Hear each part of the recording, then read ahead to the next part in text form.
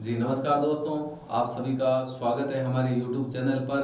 हम लोग पढ़ रहे हैं आनुवंशिकता एवं जैव विकास। इस छोटी सी क्लास में हम लोग पढ़ेंगे मेंडल का तीसरा नियम। दो नियम आपको पता है, हम लोग पहले पढ़ चुके हैं। पहला नियम आपको पता है प्रभाविता का नियम, दूसरा नियम आपका उसके तीन नाम है। कौन कौन सा नाम? पृथक्करण का नियम भी बोल सकते हैं, युग्मकों की शुद्धता का नियम भी बोल सकते हैं, विसंयोजन का नियम भी बोल सकते हैं। वो लोग हम लोग पहले वाली क्लास में पढ़ चुके हैं। इस क्लास में हम लोग पढ़ेंगे स्वतंत्र अपव्यय का नियम। एकदम मेंडल का तीसरा नियम एकदम सरल तरीके से। तो आप देखो, पहले इसकी परिभाषा देख लो, फिर इसकी की हम डेरिवेशन एकदम सरल तरीके से देखेंगे। स्वतंत्र अपव्यय के नियम की बात करते हैं। तो आपके सामने दे रखा है स्वतंत्र अपव्यय के नियम की परिभाषा। पहले आपको भाषा क्या लिखनी है स्वतंत्र अपव्यय के नियम की। तो यह नियम, पहली बात आपको यह पता होना चाहिए, यह नियम आपका द्विसंकर संकरण प्रयोग पर आधारित है। जो मेंडल का पहला नियम प्रभाविता का नियम और दूसरा नियम जो पृथक्करण का नियम है, वो नियम एक संकर संकरण पर आधारित है। जबकि ये आपका नियम है स्वतंत्र अपव्यय का नियम, मेंडल का जो तीसरा नियम है ना, वो आपका द्विसंकर संकरण पर प्रयोग पर आधारित है। ये बात आपको पता होना चाहिए। इस नियम के अनुसार आपको भाषा क्या लिखनी है। इस नियम के अनुसार एक लक्षण की वंशागति दूसरे लक्षण की वंशागति से प्रभावित नहीं होती। इसमें एक लक्षण है, एक वंशागति के लक्षण का दूसरी वंशागति के लक्षण पर कोई प्रभाव नहीं पड़ सकता। सीधे इतना लिख सकते हैं, एक लक्षण की वंशानुगति दूसरे लक्षण की वंशानुगति से प्रभावित नहीं होती। मतलब एक पीढ़ी से दूसरी पीढ़ी में लक्षणों की वंशानुगति स्वतंत्र रूप से होती है। मतलब एक पीढ़ी का जो लक्षण होता है उसकी दूसरी पीढ़ी के लक्षण पर कोई प्रभाव नहीं पड़ता। ये भाषा आप ये लिख सकते हो, ये नहीं लिखो इसकी दूसरी भाषा आप ये भी लिख सकते हो। दूसरी भाषा आप किस प्रकार लिख सकते हैं? इस प्रकार। कैसे?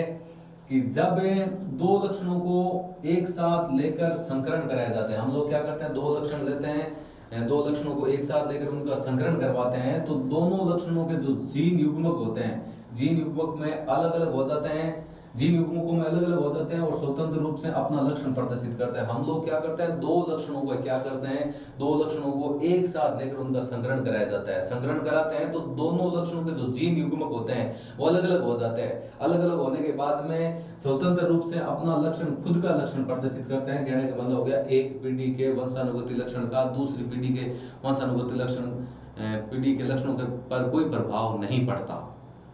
मतलब एक जो दो वंशानुगत पीढ़ी है उनका आपस में संकरण कराएंगे तो उनके जो युग्मक के जीन होते हैं वो अलग अलग हो जाते हैं। कहने का मतलब एक वंशानुगति का दूसरी वंशानुगति पीढ़ी के लक्षणों पर कोई प्रभाव नहीं पड़ता, एकदम स्वतंत्र होते हैं।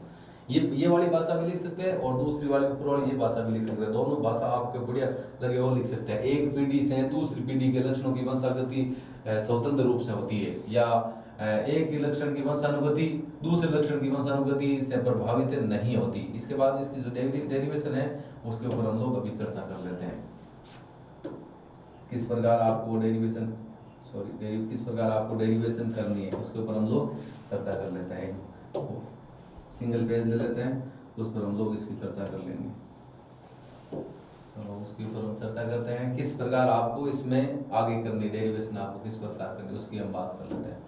तो देखो, हम बात किसकी कर रहे हैं, हम बात कर रहे हैं स्वतंत्र अपव्यय के नियम की। तो आपको इसमें करना क्या है, इसमें दो कंडीशन लेनी है। एक हम लोग क्या ले लेते हैं, इस प्रकार ले लेते हैं। देखो, एक ले लेते हैं हम लोग बड़ा वाई बड़ा आर बड़ा आर। इनका नाम हम क्या लिख देंगे, इनका नाम लिखेंगे, बड़े वाई को बोलेंगे पीला, इसका नाम बोलेंगे पीला, इसका नाम हो जाएगा पीला गोलाकार, पीला गोलाकार। बड़े आर का नाम लिखेंगे गोलाकार। अब एक बात इसमें देखें, दोनों वाई एक जैसे हैं, दोनों आर एक जैसे हैं, तो आपको ये पता होना चाहिए ये समयुग्मजी है। क्या है? समयुग्मजी। शुद्ध बोल सकते हैं, शुद्ध भी बोल सकते हैं या समयुग्मजी बोल सकते हैं। नाम इनका पीला गोलाकार। ठीक है, इस साइड में हम ले लेते हैं छोटा वाई छोटा आर छोटा आर। इनका नाम हो जाएगा हरा झुरीदार, हरा झुरीदार, हरा झुरीदार। ठीक है, उनका नाम लिख दिया पीला गोलाकार, इनका नाम लिख दिया हरा झुरीदार। इनमें से अब हम लोग क्या कर लेते हैं, युग्मक काम कर लेते हैं। जैसे इसमें से हमने एक युग्मक काम ले लिया बड़ा वाई और बड़ा आर। ठीक है, एक बड़ा वाई ले लिया, एक बड़ा आर, दो वाई है तो उसकी जगह एक वाई ले लिया, एक बड़ा आर, दो बड़ा आर दे रखा, एक बड़ा आर ले लिया। और इस साइड में हम लोगों को ले लिया एक छोटा वाई ले लिया और एक क्या ले लिया, छोटा आर ले लिया। इनको बोलते हैं आपका युग्मक। क्या बोलते हैं? युग्मक बोलते हैं। अब हम लोग क्या करवा देते हैं, इनका संकरण करवा देते हैं। संकरण के लिए क्रॉस का निशान लगाते हैं, ये इनका संकरण करवा दिए। संकरण करवाएंगे तो आपका इस प्रकार बनेगा। संकलन करेगा, बड़ा वाई आ गया एक, तो उसके बाद कौन सा वाई आ गया, छोटा वाई आ गया, और इसका नाम क्या आ गया, बड़ा आर, उसके बाद में छोटा आर। ये आपकी F1PT। अब इसका नाम क्या होगा, इसका आपको नाम बताना है भाई। नाम की बात करें, इसका क्या नाम होगा? नाम की बात करें हम लोग, थोड़ी सी इसको लाइन पे इसको लगा दें।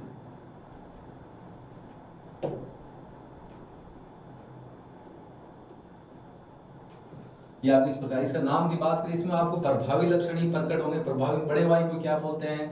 बड़े वाई को बोलते हैं सर पीला, पीला बोलते हैं। और बड़ा आर है, बड़े आर को क्या बोलते हैं? गोलाकार। इनका नाम हो जाएगा, आपके जो पौधे हैं उनका हो जाएगा पीला गोलाकार।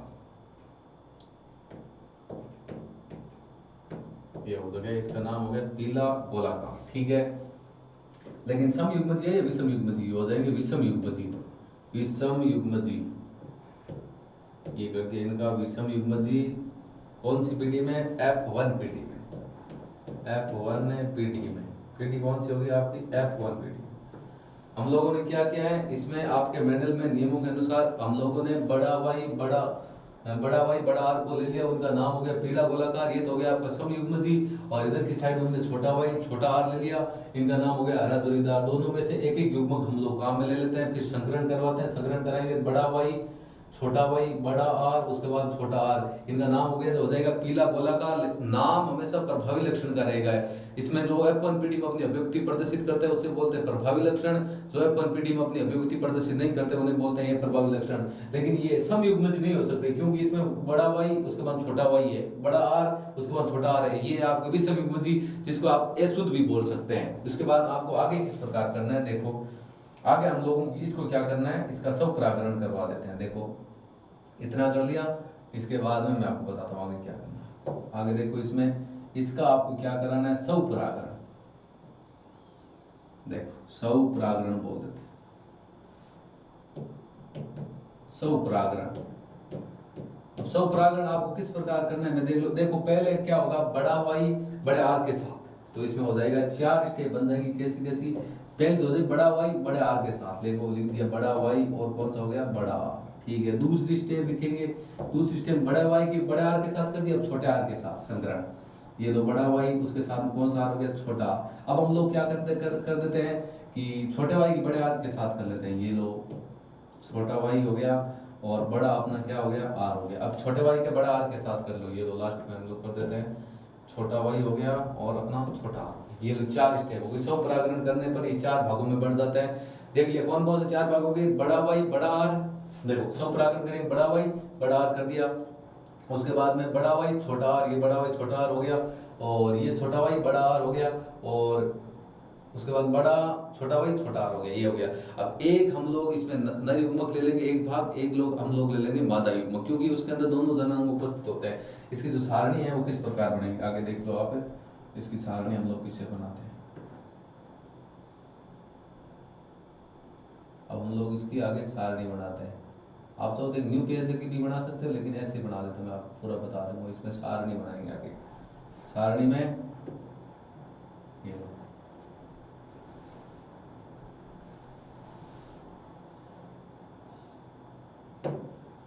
सारणी बनाते हैं।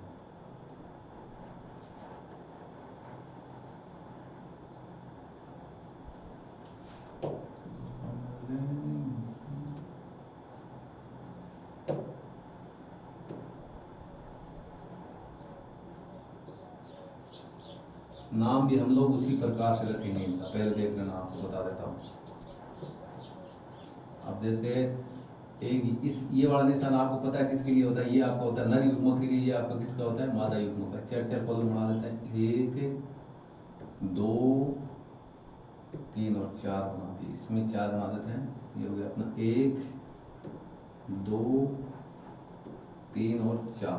अब जो 4 युग्मक आपने बनाए हैं अलग अलग सौ परागण के द्वारा, वो चारों नर में लिख दो, चारों अपना, ये चारों मादा में लिख दो, चारों नर में लिख दो। लिख देते हैं, पहले नर में लिख देते हैं, बड़ा वाई हो गया बड़ा आर हो गया, उसके बाद में बड़ा वाई हो गया, छोटा आर हो गया, उसके बाद में छोटा वाई हो गया, बड़ा आर हो गया, और उसके बाद में छोटा वाई और छोटा आर। यही बात चारों के चारों स्टेप अपने इसमें लिख देते हैं। बड़ा वाई, बड़ा आर, बड़ा वाई, छोटा आर, उसके बाद छोटा वाई, बड़ा आर, और छोटा वाई, छोटा आर। अब हम लोग क्या कर देते हैं, इनका संग्रहण करवा देते हैं। संग्रहण करवाएंगे तो जो कॉलम आपस में मिलेंगे उसी प्रकार अपना संग्रहण होगा। पहले इसका इसके साथ करेंगे। हमेशा ध्यान रखना, वाई आगे लिखेंगे और आर अपना बाद में लिखेंगे। कैसे होगा, इसमें देख दोनों वाई कैसे हैं, दोनों वाई बड़े हैं, दोनों वाई बड़े होंगे, उसके बाद दोनों आर बड़े हो गए, ठीक है। बड़ा वाई, बड़ा आर हो गया। इस अगली वाली में आप देखो खुद, बड़ा वाई, बड़ा आर और छोटा आर। पहले हम लिखेंगे बड़ा आर, उसके बाद में छोटा आर। इसमें अगले में देखें, बड़ा वाई हो गया, इसके बाद ये छोटा वाई, बड़ा आर, दोनों आर बड़े हैं अपने। अगली वाले में देखो, वाई दोनों, एक वाई बड़ा है, एक वाई छोटा है, एक आर बड़ा है, एक आर अपना क्या है, छोटा। देखो जैसे है वैसे क्या, देखो बड़ा वाई, छोटा वाई, बड़ा आर, छोटा आर, ठीक है। उसी प्रकार नीचे वाले में कर देंगे। नीचे वाले में बड़ा वाई, इधर बड़ा आर है, इधर कौन सा आर है, छोटा आर। इधर देखो बड़ा वाई, दो वाई बड़े हैं, दो आर दोनों छोटे हैं, ये दोनों आर छोटे हैं। अगले वाले में ये बड़ा वाई है, इधर छोटा वाई है, इधर बड़ा आर है, इधर कौन सा है, छोटा आर। इसी प्रकार अगला बड़ा वाई, छोटा आर, छोटा आर, ठीक है। तीसरी कंडीशन में वाई बड़ा है इधर, इधर वाई छोटा, दोनों आर बड़े हैं, दोनों साइड देख सकते हो आप। इधर वाले में, आगे वाले में बड़ा वाई, बड़ा आर, छोटा आर, ठीक है। अगले वाले में देखो दोनों वाई छोटे हैं, तो छोटा वाई, बड़ा आर, ठीक है। और अगले वाले में देखो छोटा वाई, बड़ा आर, छोटा आर। जैसे है वैसे कर रहा हूं मैं। अगली देखो, बड़ा वाई, छोटा वाई, बड़ा आर, छोटा आर, ठीक है। अगले में बड़ा वाई, छोटा आर, छोटा आर, ठीक है। अगली वाली में छोटा वाई, बड़ा आर, छोटा आर। और अगले वाली में, उस अगले वाले है आपका छोटा वाई, छोटा आर, छोटा आर। ये आपकी होगी। ये जो आपका हम लोगों ने संग्रहण करा है, ये आपकी F2PD है। कौन सी पीडी है, F2PD, क्योंकि इसमें द्विसंग्रहण होता है। F2PD हो गई। इसमें आपको दो बातें ध्यान रखनी, कौन से, एक तो अपना हो जाएगा इसके अंदर है लक्षण प्रारूप अनुपात। लक्षण प्रारूप अनुपात है। आपको किस प्रकार याद रखना है, अनुपात हो जाएंगे आपका 9:3:1। ये आपके हो जाएंगे लक्षण प्रारूप अनुपात। एक आपको याद रखना है जीन प्रारूप अनुपात। इनके जीन प्रारूप अनुपात कैसे होंगे, जीन प्रारूप अनुपात आपको याद रखना है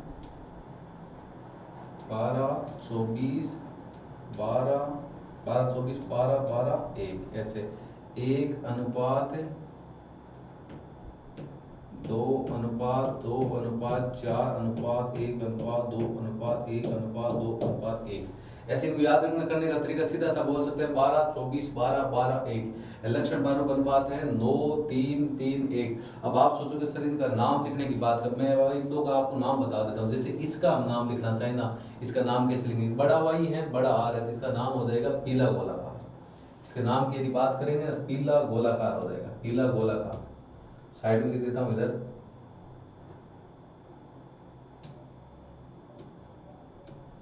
इसका नाम बड़े वाई, बड़ा आर, दोनों चीज सेम है, तो इसका नाम तो ऐसे हो जाएगा पीला गोलाकार। देखो नाम मैंने लिख दिया पीला गोलाकार, नाम आप सबका लिख सकते हो।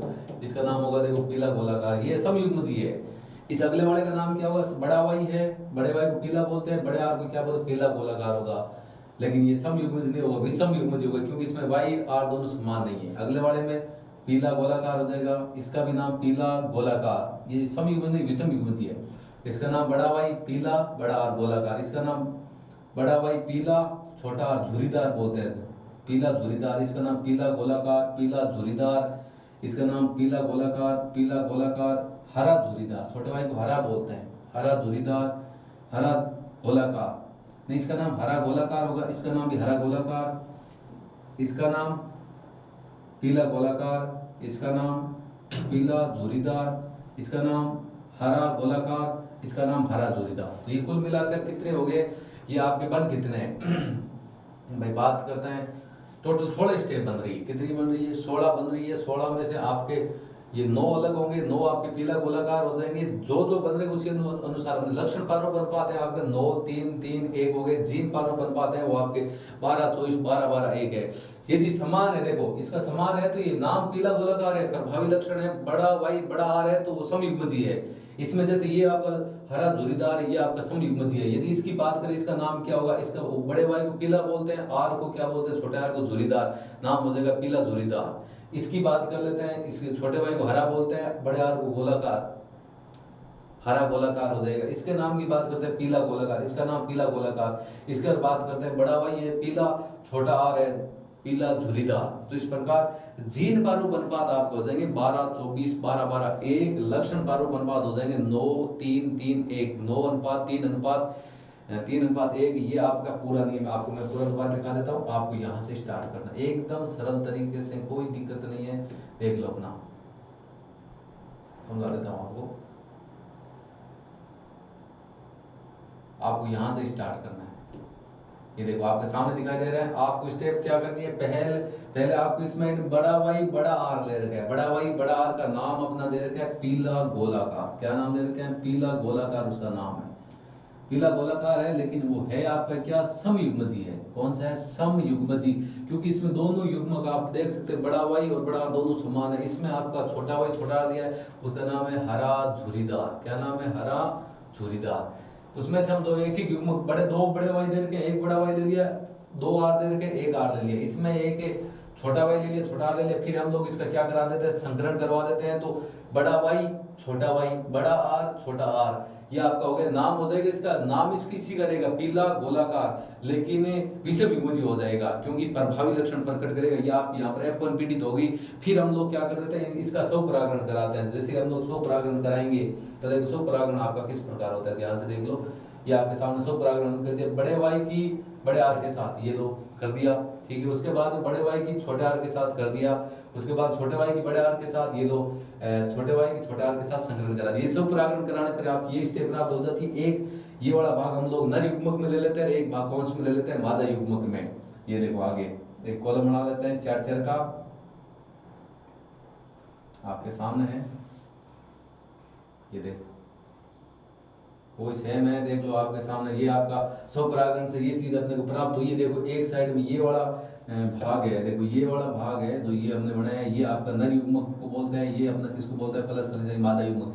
सेम ही नर युग्मक में लिखा है, सेम ही मादा युग्मक में लिखा है। फिर इन दोनों को आपस में संकरण करवा दिया है। जीन लक्षण पारूप अनुपात आपके 9 3 3 1। 9 अनुपात 3 अनुपात 3 अनुपात 1 है। जीन पारूप अनुपात है 12 24 12 12 1। 1 अनुपात 2 अनुपात 2 अनुपात 4 अनुपात 1 अनुपात 2 अनुपात 1 अनुपात 2 अनुपात 1। सीधा याद कैसे करोगे? 12 24 12 12 1। ये था अपना मेंडल का तीसरा नियम। तीसरा कौन सा नियम? स्वतंत्र अपव्यय का नियम, जो द्विसंकर संकरण पर आधारित है। क्लास कैसी लगी आपको? अच्छी लगी तो वीडियो को लाइक करें, शेयर करें और अपनी साइंस को मजबूत करने के लिए हमारा यूट्यूब चैनल ज्वाइन करें। Thank you. जय हिंद, जय भारत।